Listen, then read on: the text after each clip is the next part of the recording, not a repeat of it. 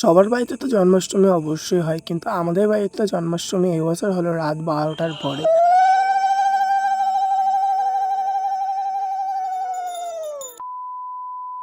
Hello guys, welcome to channel Abhi Chakraborty. তোমরা দেখছো short with অভি, আর ক্যামেরার ইসারে রয়েছে আমি অভি, নিয়ে আমার লাইফস্টাইল।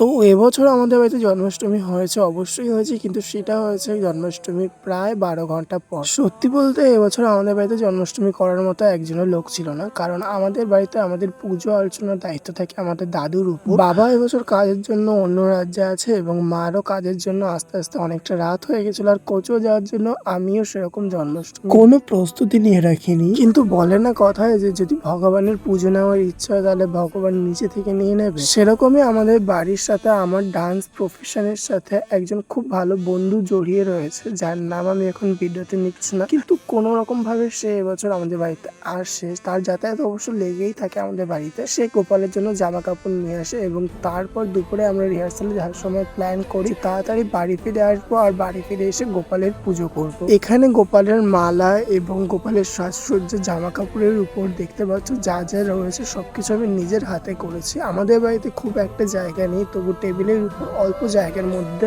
সাজিয়ে গুজিয়ে সবকিছু করে উঠতে উঠতে রাত 12টা পেরিয়ে গেছিল। আর মা প্রতিনিয়ত গোপালকে খুব আদর করছিল, আর যেটা দেখে আমার প্রচুরই হিংসা হচ্ছিল, কারণ গুরুজনদের বলতে শুনেছি আমি যে বাড়িতে গোপাল থাকা আর ছোট ভাই থাকার সমান, আর আমি মায়ের ভাগটা কারোর সাথে শেয়ার করতে চাই না।